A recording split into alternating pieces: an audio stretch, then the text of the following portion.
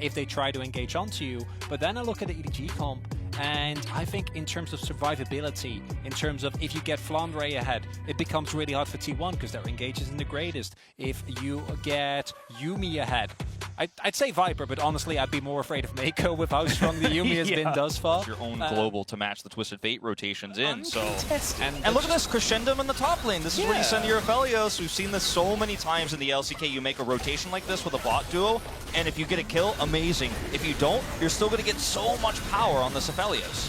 What's the one thing that T1 always do? This. They go for early Herald with everyone, and this time the rotation isn't read by EDG. Because his teleport's almost coming up, they have so much vision control around this rig. T1 feel like they can play this tug-of-war game here, and there's just no real answer, unfortunately, on the side of EDG. You're not going to get anything out of this. You're not even going to be able to push those bottom plates anymore, and trading up once again here in the macro game for T1.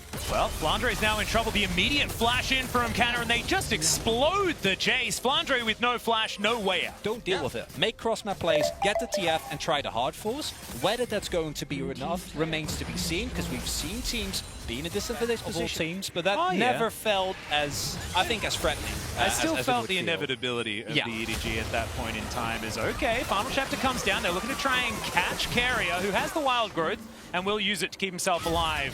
T1 to actually kind of bait a fight. Wild Growth's about to come back up. They're actually committing. Yeah, big Destiny to come forward. And by big, I mean Faker's just going to head into that Pix Brush. He just wants more. He's just trying to slow us down, but T1 are going to get it. Yep, Canna also trying to rotate around, but he's not quite in position. But T1 do manage to lock down the Rift Herald.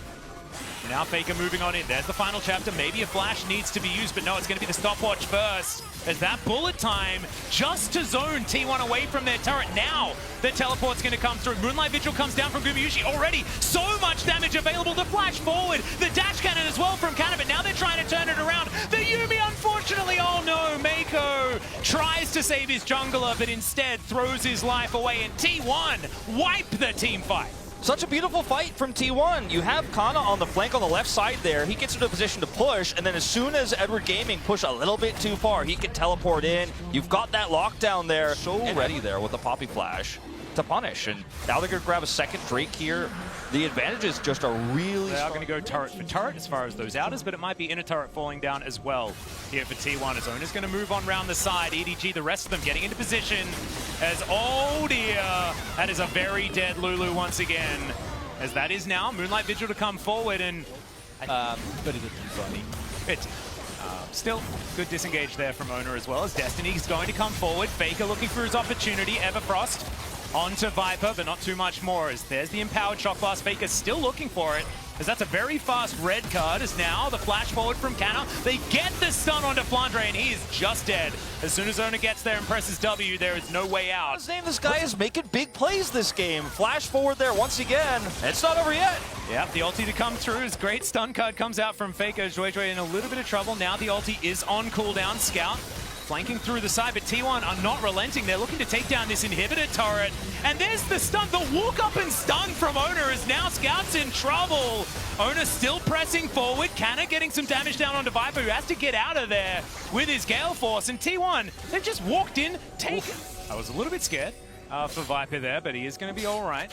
It's T1 in position. Faker finds the gold card. Everfrost, the chain CC is just too good. And with the Destiny, he can't go invisible. It's just impossible for the Talon to get himself out. And now Destiny from Faker immediately back towards this Baron. No jungler on EDG. It's about as textbook as it gets. And again, the ultimates are down. They were both used in that fight, but there is still the poke available. T1 might get their health bars taken low here, but they're looking for a possible turn. Yep, Faker already on the flank.